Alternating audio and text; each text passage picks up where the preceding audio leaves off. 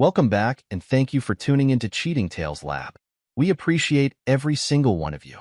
We'd love to know, what part of the world are you watching from right now? Let us know in the comments. Now, let's dive into today's story. The late afternoon sun cast long shadows across the immaculately manicured lawn of the Harmon estate in the Hamptons. Seth Harmon stood at the edge of his limestone patio, a crystal tumbler of scotch in his hand, watching the army of event staff putting final touches on what would be his daughter Grace's engagement celebration. At 52, he carried himself with the quiet confidence of a self-made man who had built Manhattan's most prestigious construction firm from nothing but grit and vision. "Dad," Grace's voice carried across the lawn. She was radiant in a champagne-colored dress, her dark hair swept up elegantly. "The florists want to know where to place the additional arrangements." Seth smiled, gesturing toward the garden entrance. "Whatever your mother planned, sweetheart. This is your day." Bridget Harmon emerged from the house, her designer heels clicking against the limestone. At 47, she still turned heads, though Seth had begun noticing a hardness in her eyes that hadn't been there when they'd first met. She surveyed the preparations with the precision of a military commander. "The Carmichaels just called," she announced, not bothering to look at Seth. "They're running late. I told them we're starting precisely at 6, whether they're here or not." She turned to Grace. "Darling, go check on the place settings. The staff can't seem to handle basic instructions." Grace hesitated, glancing at her father. Seth gave her a reassuring nod. "Go ahead. I'm sure your mother knows best about these things." As Grace walked away, Seth's son Marcus emerged from the house, already looking uncomfortable in his tailored suit. At 24, he was the spitting image of Seth at that age, though lacking the hunger that had driven Seth to success. "The Gleasons just pulled up," Marcus announced, adjusting his tie. "Paul said he has some documents for you to sign, Dad." Seth suppressed a frown. "Business can wait. This is your sister's day." "It's just a few signatures," Bridget cut in sharply. "Paul said it's routine property transfers. Better to handle it now before the guests arrive." Before Seth could respond, Claire, his youngest at 21, bounded down the patio steps. "Mom, Mrs. Patterson is asking about the seating arrangement again. She's insisting she can't be at table 6. Bridget's perfectly maintained composure cracked slightly. "That woman." She stalked off toward the tent, Claire trailing behind her. Paul Gleason's arrival was announced by the crunch of tires on the circular driveway. Seth watched his attorney of 15 years exit his Mercedes, briefcase in hand. Paul's wife Susan followed, carrying a wrapped package that was undoubtedly not just an engagement gift. "Seth." Paul's voice boomed across the lawn. He was tall, distinguished-looking, with carefully maintained silver hair and the kind of smile that had convinced hundreds of clients to trust him with their legal matters. "The place looks amazing." "Susan, doesn't it look amazing?" Susan Gleason, a quiet woman who had always seemed slightly afraid of her husband, nodded. "Wonderful. Simply wonderful." Paul clapped Seth on the shoulder, a gesture that had once felt brotherly but now struck Seth as slightly presumptuous. "Got those property transfers ready for your signature. Just routine stuff. Nothing that can't wait until after the party, of course." "Of course," Seth replied, noting how Paul's eyes darted briefly toward Bridget, who was now berating a waiter about champagne glasses. "Let's put the briefcase in my study for now." Inside Seth's study, Paul placed his briefcase on the mahogany desk with practiced casualness. "Really, Seth, it's just some standard papers. The Jensen property transfer, mostly. Maybe we could knock it out now, while it's quiet." Seth picked up a framed photo from his desk. Grace's college graduation, the whole family smiling. It felt like a lifetime ago. "Paul, you've been my attorney for 15 years. More than that, you've been my friend. When did that change?" Paul's smile flickered almost imperceptibly. "I don't follow." "You will." Seth set down the photo. "Tonight's about Grace. We'll discuss business Monday." A flash of something annoyance? Fear? Crossed Paul's face before his professional mask slipped back into place. Of course. Family first, always." The study door opened, and Marcus entered. "Uncle Paul." "Dad, Mom wants to know if you're done in here." Guests are starting to arrive. Paul's entire demeanor shifted as he turned to Marcus, and Seth noticed how his son's posture changed subtly, becoming more deferential. Marcus, my boy, how's the legal internship treating you? It's amazing, Marcus gushed. The partners say I'm showing real promise. That's because you have a natural gift, Paul replied, his tone almost paternal. And good mentoring, of course. Seth watched this exchange with growing interest, filing away every nuance. We should head out. Grace will want photos soon. The garden party was in full swing as the sun began its descent, casting a golden glow over the gathered guests. Seth moved through the crowd, playing the role of proud father and successful businessman. He accepted congratulations, discussed market trends with fellow CEOs, and kept one eye on his family's movements. He noticed how Bridget seemed to always know where Paul was, how their paths crossed just slightly too often to be coincidental. He observed Marcus hovering near Paul's social circle, laughing too loudly at the older man's jokes. Claire, usually so focused on her phone, kept glancing between her mother and Paul with what looked like nervous excitement. Mr. Harmon? One of the waiters approached with a phone. There's an urgent call from the Beijing office. Seth excused himself from a conversation about property values and headed toward the relative quiet of the rose garden. The call was brief, a minor crisis that his team could handle, but as he ended it, voices carried through the meticulously trimmed hedges. Everything's going perfectly, Bridget's voice, pitched low but clear in the evening air. Seth moved silently closer to the hedge. Patient as ever, my love, Paul's voice, followed by the unmistakable sound of a kiss. We've been altering Seth's legal documents for years. The properties, the company shares everything's in our names now. Seth's hand tightened on his phone, but he remained still, controlled. 25 years of high-stakes business deals had taught him the value of waiting for all the information before acting. Dad's such an idiot. Marcus's voice joined them, and Seth's stomach clenched. Always so focused on his precious company, he never even noticed. Our real dad's so clever. The voice was Claire's, and the betrayal was complete. No one suspects anything. The Jensen property transfer is the last major piece, Paul said. Once Seth signs those papers tonight, everything will be legally bulletproof. Another year of careful maneuvering, and we can finally drop the act. I'm tired of playing the perfect wife. Bridget's voice dripped with contempt. Do you know what he said this morning? He actually thanked me for making our house a home, as if I haven't been plotting to destroy that home for years. Patience, darling. Paul's voice was smug, assured. Seth's brilliant with business, I'll give him that. But he never understood that true power comes from controlling the legal framework. Every contract, every property deed, every corporate document, I've been quietly altering them all. By the time he realizes what's happened, it'll be too late. What about Grace? Claire asked. She actually loves Dad. She might cause problems. Grace is too caught up in her own perfect little world to notice anything, Bridget dismissed. Besides, once everything comes to light, she'll have to choose between keeping her trust fund or staying loyal to her father. Money always wins. Seth heard enough. He moved silently back toward the house, his mind already calculating, planning. In his study, he accessed his private computer terminal, connecting to his estate's security system. The cameras had been his own addition 3 years ago, after a series of break-ins in the neighborhood. Bridget had complained about them being tacky, but had eventually given up trying to have them removed. The footage appeared on his screen: months of midnight meetings in the garden, Paul arriving late at night when Seth was away on business, his children sneaking documents in and out of his home office. Every betrayal captured in high definition. His phone buzzed text from his head of cybersecurity, responding to his urgent request. Multiple unauthorized access points detected in our system, all originating from PG's firm.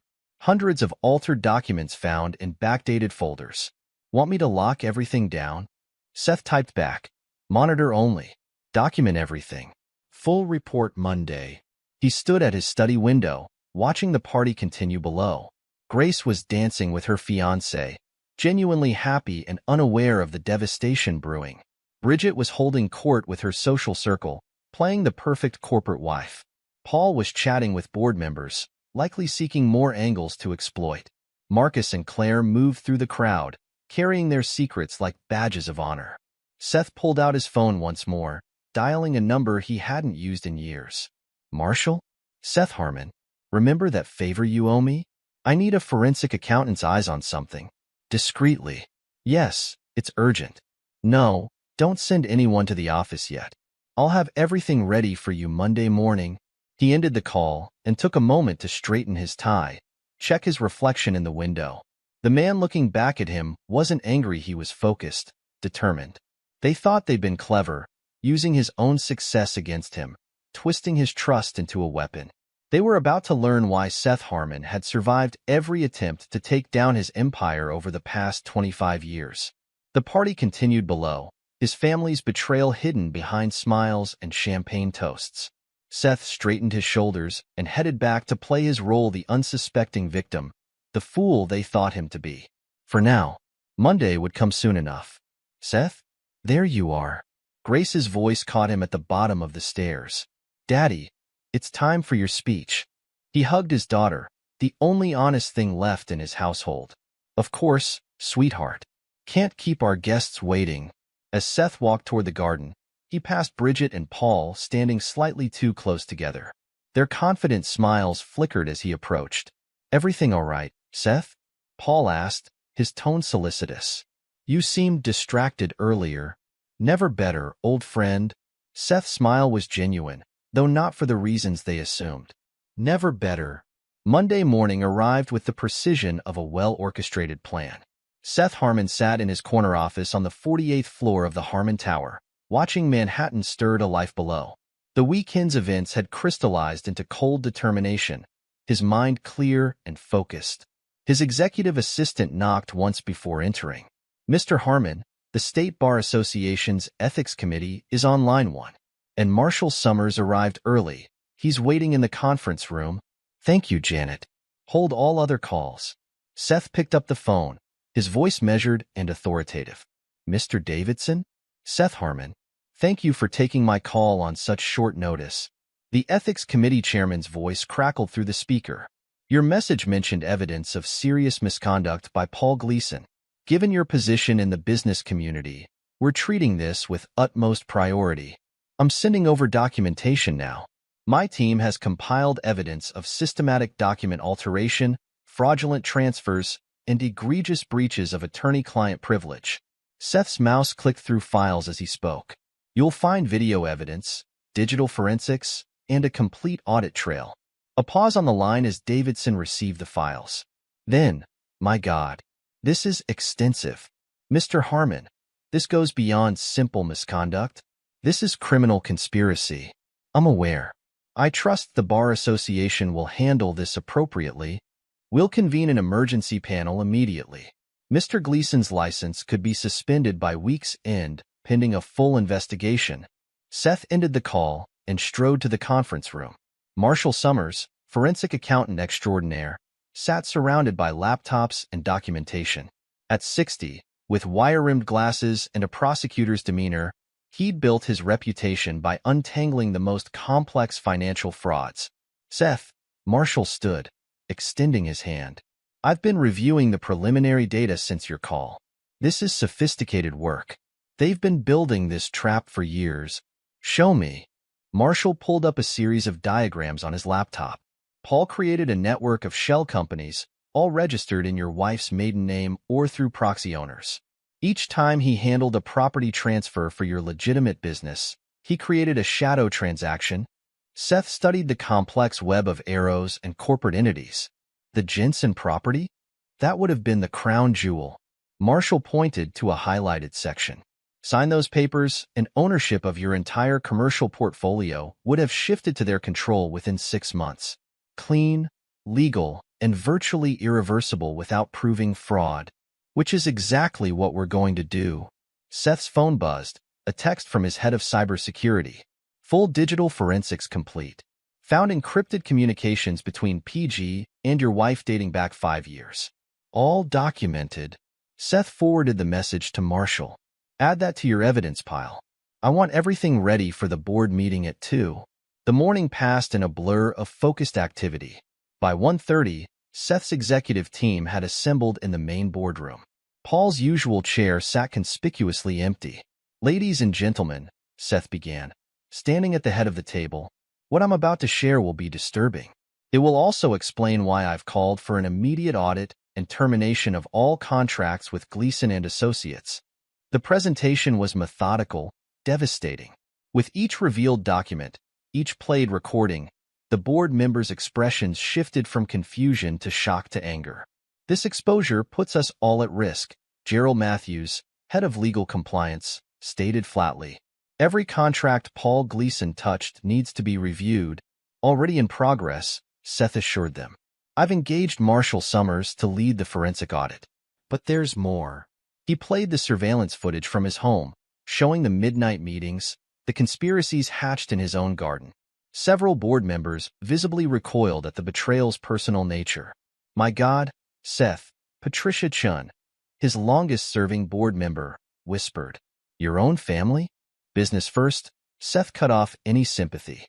"I need unanimous board approval to sever all ties with Gleason and Associates and initiate legal proceedings."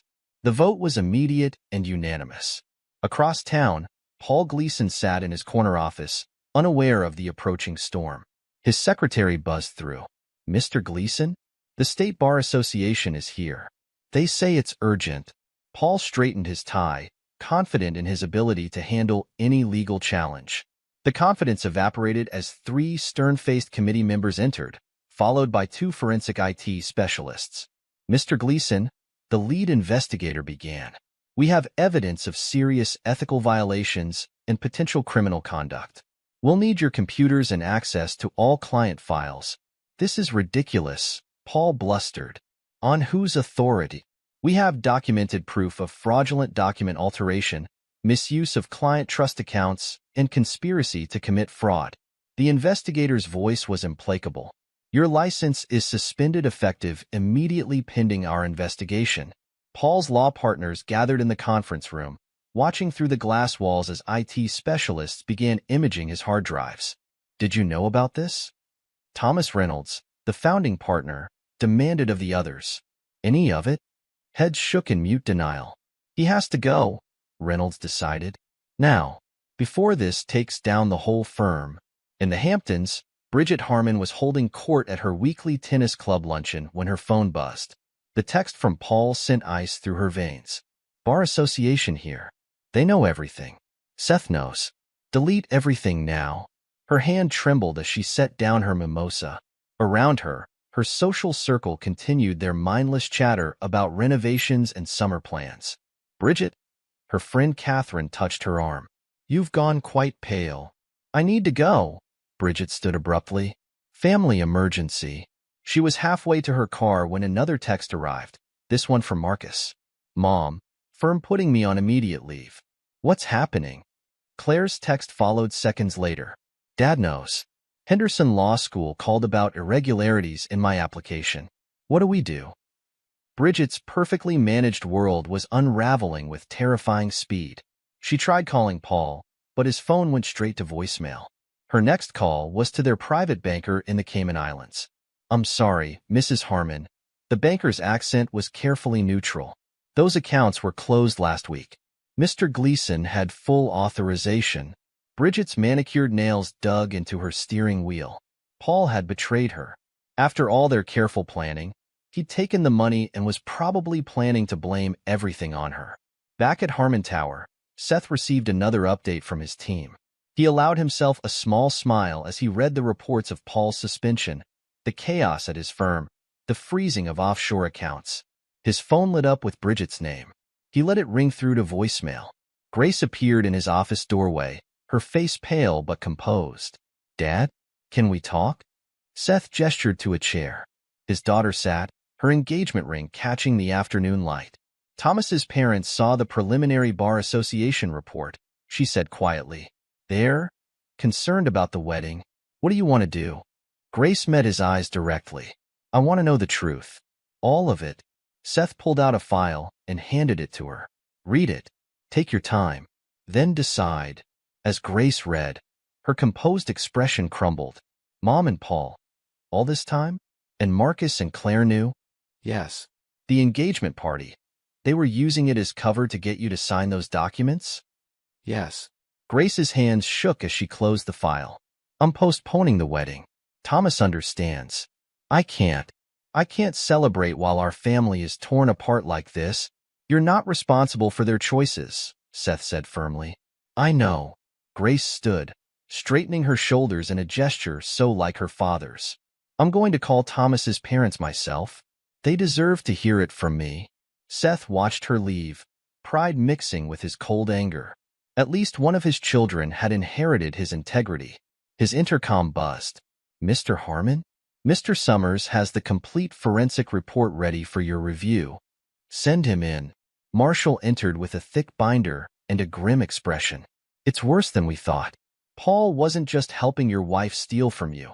He was skimming from every account he touched. The man's been running a sophisticated fraud scheme across multiple clients. Perfect. Seth's smile was shark-like. Send copies to the Bar Association and the District Attorney's office. Already done. Seth. Marshall hesitated. Your wife's involvement is extensively documented. This will destroy her. She destroyed herself.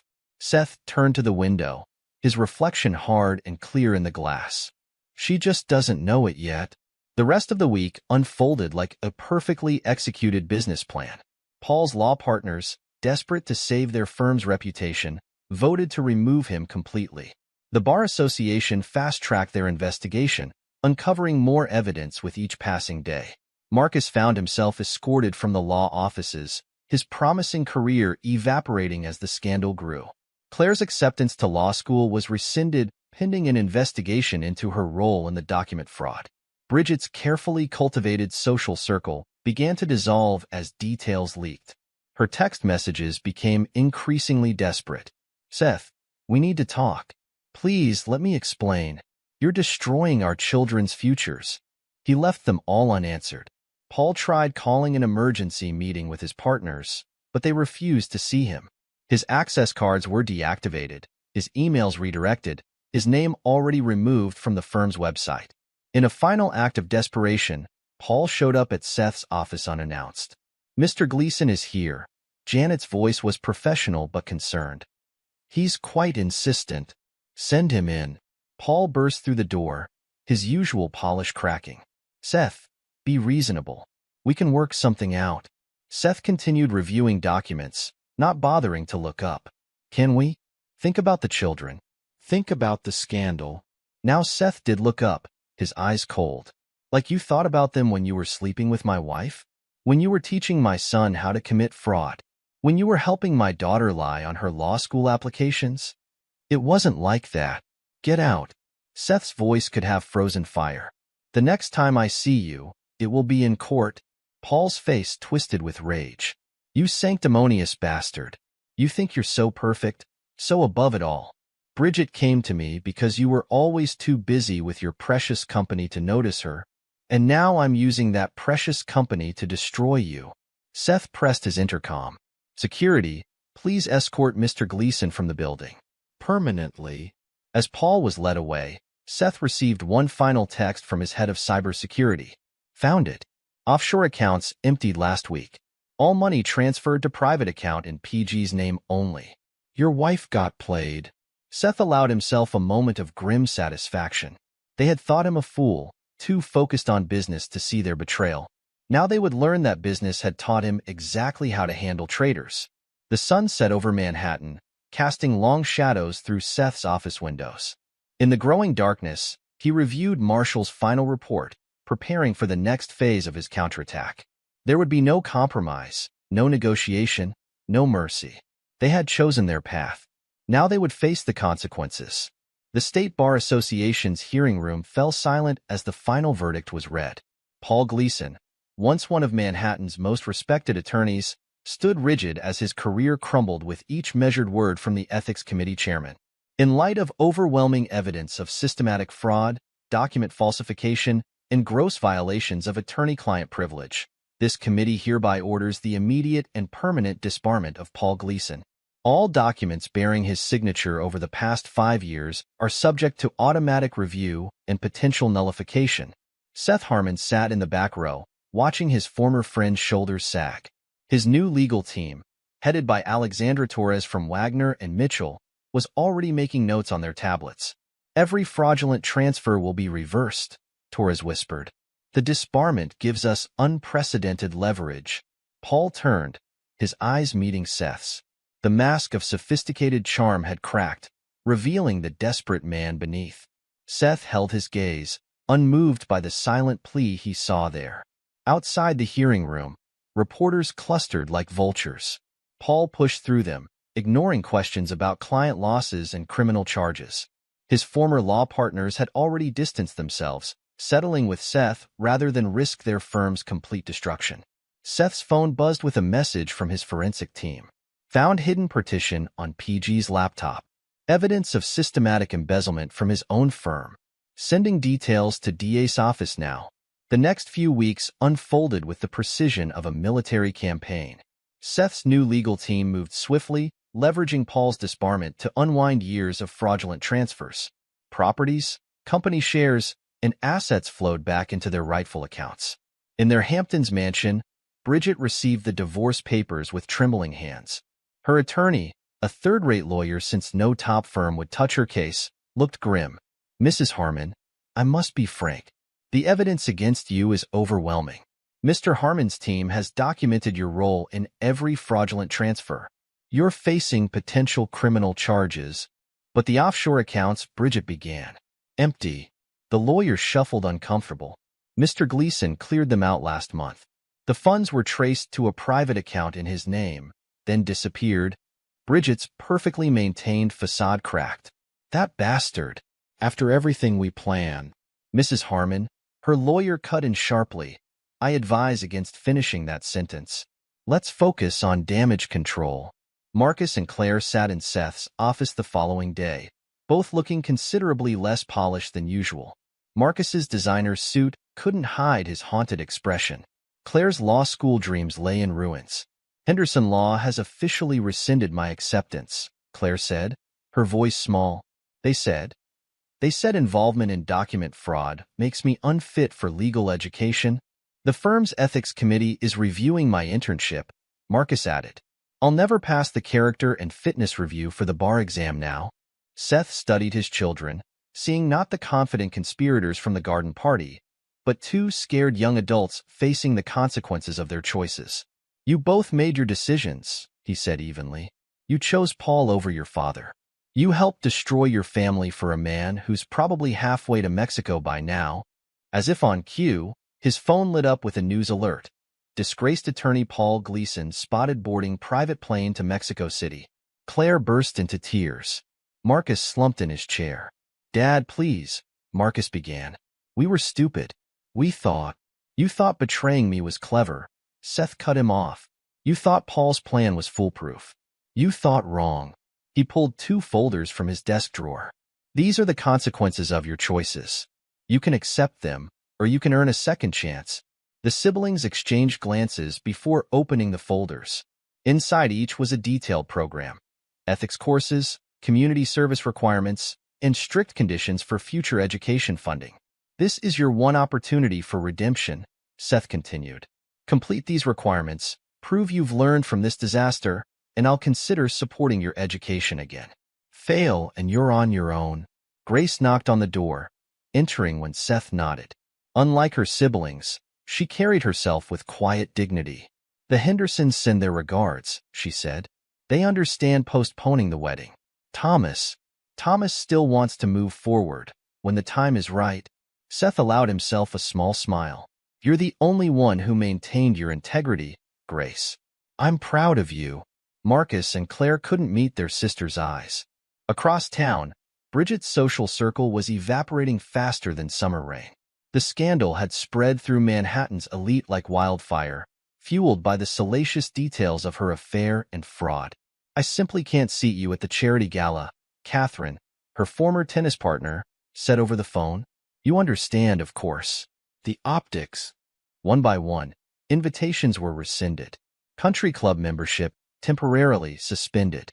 Calls went unreturned. Then came the news that destroyed her last hope of salvaging anything from the wreckage. Paul had emptied their offshore accounts days before fleeing to Mexico. He played us all, she whispered to her reflection in the powder room mirror. The face that looked back was older, harder, stripped of its careful polish by betrayal and fear. Her phone buzzed with a text from Paul's Mexican number. "Sorry, darling. Business is business. You understand." The same words she'd used to justify betraying Seth. Seth received the news of Paul's flight with characteristic calm. His security team was already coordinating with Mexican authorities, tracking Paul's movements through camera footage and financial transactions. "He's staying at a luxury resort in Cabo," his head of security reported. "Living large on the stolen funds." "Not for long," Seth replied. "Contact our friends at the FBI. Remind them about those wire fraud charges." 1 month later, Paul's Mexican paradise crumbled as federal agents surrounded his beachfront villa. The extradition process began immediately, fueled by the mountain of evidence Seth's team had compiled. Back in New York, the divorce proceedings moved forward with ruthless efficiency. Bridget's attempts to secure a favorable settlement collapsed under the weight of Seth's evidence. "Mrs. Harmon," the judge stated firmly, "given your documented role in this conspiracy, you're fortunate we're only discussing civil matters today. The criminal charges are another matter entirely." Bridget left the courthouse with nothing but a modest settlement, enough to maintain an apartment in Queens, far from her former social circles. Her phone remained silent, former friends too busy distancing themselves from her disgrace. 1 year later, Seth stood at the window of his expanded office in the renamed Harmon International Tower. The scandal had ultimately strengthened his empire, his ruthless handling of the betrayal becoming a legend in business circles. Grace entered, looking happy and centered. Her wedding plans were back on track, stronger for the delay. "The Foundation's first ethics symposium is next week," she reminded him. "The law schools are particularly interested in using our case study." Seth nodded. The Harmon Foundation for Corporate Ethics had emerged from the ashes of betrayal, turning personal pain into professional purpose. "How are Marcus and Claire progressing?" "Claire's community service at the legal aid office is changing her perspective," Grace reported. "Marcus, he's struggling with the ethics courses, but he's trying. I think they finally understand what they lost." "And your mother?" Grace's expression hardened slightly. "Living in Queens, working as a receptionist." Paul's guilty plea didn't help her social rehabilitation. The news had broken that morning. Paul Gleason, extradited from Mexico and facing overwhelming evidence, had pleaded guilty to multiple felony charges. His attempt to blame everything on Bridget had backfired spectacularly when Seth's team revealed the embezzlement from his own firm. Seth turned from the window, studying the empire he'd built and defended. The betrayal had cost him a wife and 2 children, but he'd emerged stronger, wiser, and more respected than ever. "Trust must be earned," he murmured, remembering the garden party that had started it all. "And betrayal must be answered with the full force of the law." Grace touched his arm gently. "You taught us all that lesson, Dad. Some of us learned it better than others." Seth allowed himself a small smile. The price of justice had been high, but he'd paid it without hesitation or regret. In the end, integrity had proven stronger than betrayal, truth more powerful than deception. The sun set over Manhattan, casting long shadows through the office windows. In the gathering darkness, Seth Harmon stood unchanged, unbowed, unbroken, and ultimately victorious. 5 years had passed since the scandal that shook Manhattan's elite circles. The Harmon International Tower still dominated the skyline, its gleaming facade a testament to Seth Harmon's resilience and power. At 57, Seth had not only recovered from the betrayal but had transformed it into an empire twice as strong. The Wall Street Journal's headline that morning read, "Harmon International acquires major European construction firm. Seth Harmon's $4.8 billion deal cements global dominance." Seth read the article in his expanded office on the 50th floor, now occupying the entire level. The Harmon Foundation for Corporate Ethics occupied 3 floors below, its programs having educated over 1,000 executives and law students about business integrity. His intercom buzzed. "Mr. Harmon, Grace is here with the wedding venue photos." Grace entered, now a poised 30-year-old woman who had become her father's trusted advisor while maintaining her own successful career in corporate compliance. Her wedding to Thomas, delayed but not destroyed by the scandal, was finally approaching. "The Southampton venue is perfect," she said, spreading photos across his desk. "Small, elegant, family only." She paused. "I haven't invited Mom." Seth nodded. The mention of Bridget no longer carried any emotional weight. Their paths had diverged completely after the divorce, her fall from grace as total as his rise had been meteoric. "Have you heard the latest about her?" Grace asked carefully. Seth raised an eyebrow. "You know I don't follow that part of our history. She's working as a receptionist at a small dental office in Queens, living in a one-bedroom apartment, using her maiden name. Catherine ran into her at a discount grocery store last week. Said she looked old." The mighty Bridget Harmon, once the queen of Manhattan society, had found her new level. Her attempts to rebuild her social connections had failed spectacularly. Every door that had once welcomed her remained firmly closed, her former friends treating her like a cautionary tale. Her last attempt at social redemption had come 2 years ago, when she tried to join a charitable organization in Queens. The background check had revealed her role in the fraud scheme, and her application was quietly rejected. Paul Gleason's fate had been even more dramatic. After his extradition from Mexico and subsequent guilty plea, he'd been sentenced to 15 years in federal prison for wire fraud, embezzlement, and conspiracy. His disbarment was permanent, his reputation destroyed, his assets seized.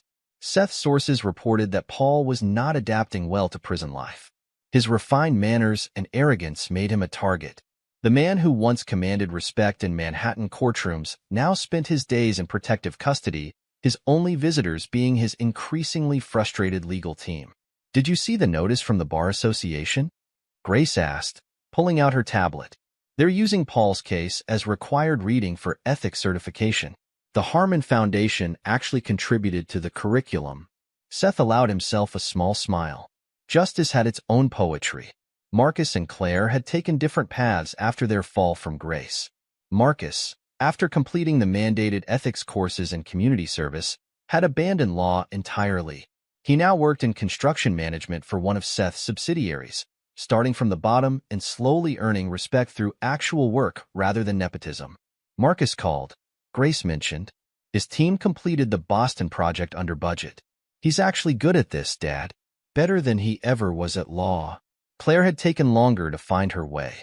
The rescinded law school acceptance had shattered her confidence, but the required volunteer work at Legal Aid had given her a new perspective.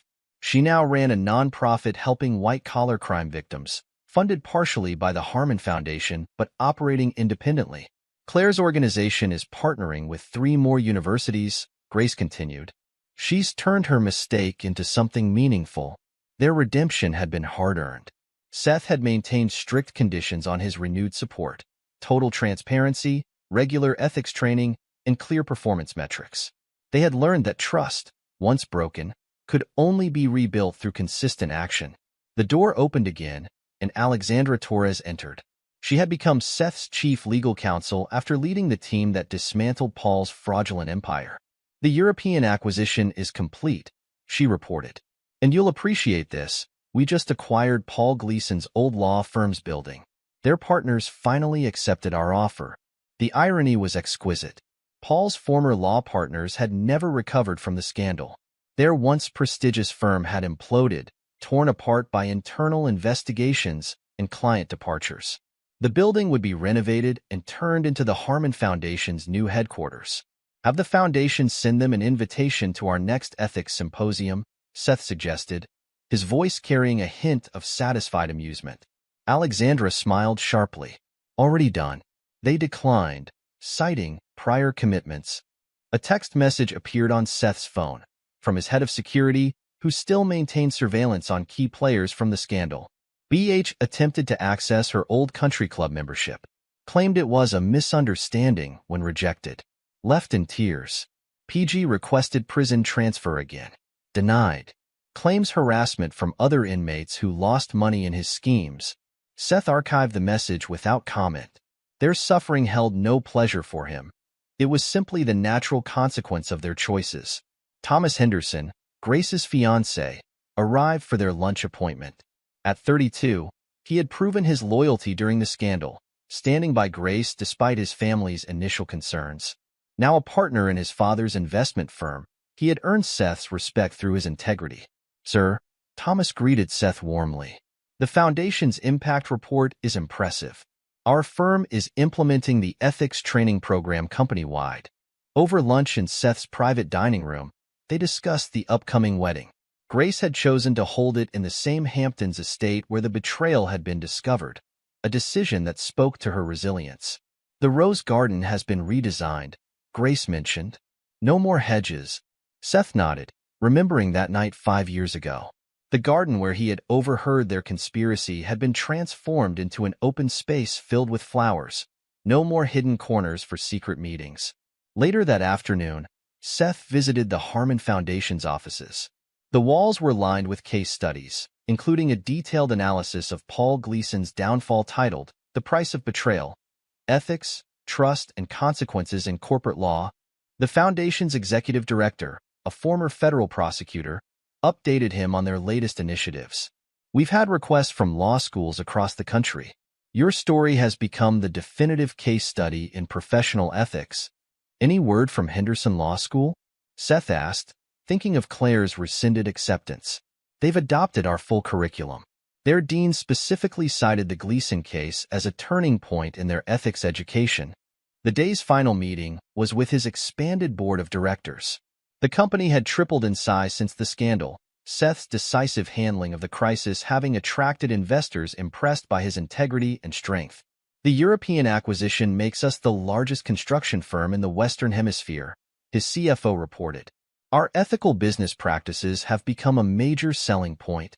After the meeting, Seth worked late into the evening, reviewing reports and planning future expansions. His empire had been built on skill and transformed by betrayal into something even stronger. A news alert popped up on his screen. Former Society Queen Bridget Carlton, formerly Harmon, denied loan application.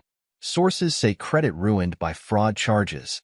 In her tiny Queens apartment, Bridget stared at her reflection in a cheap mirror, barely recognizing the woman she had become.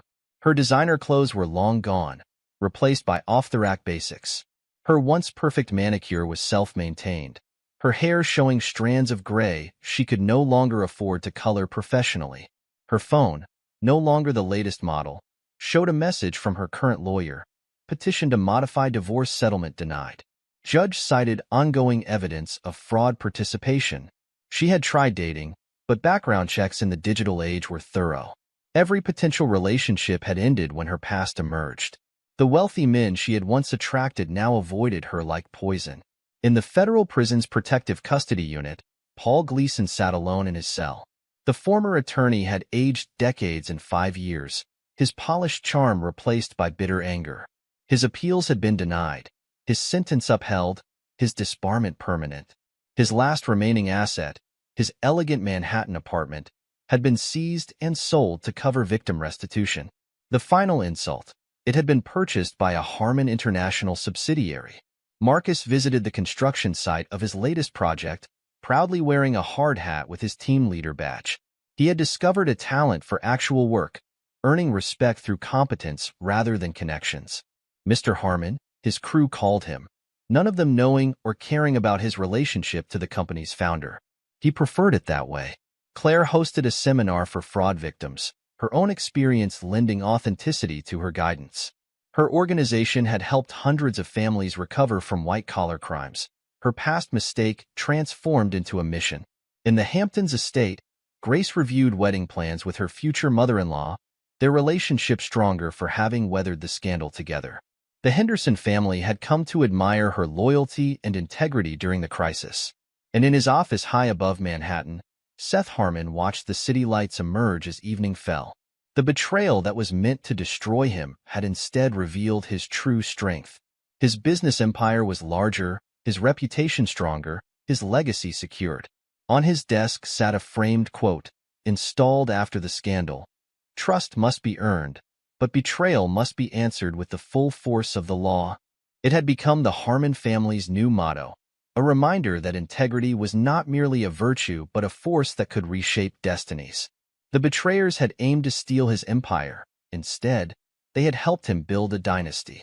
The sun set over Manhattan, casting long shadows through Seth's office windows. In the gathering darkness, he reviewed plans for his next acquisition. The past was settled, justice had been served, and the future stretched out before him, bright with possibility. Trust, once broken, could never be fully restored. But wisdom, earned through betrayal, could build something far greater than what was lost.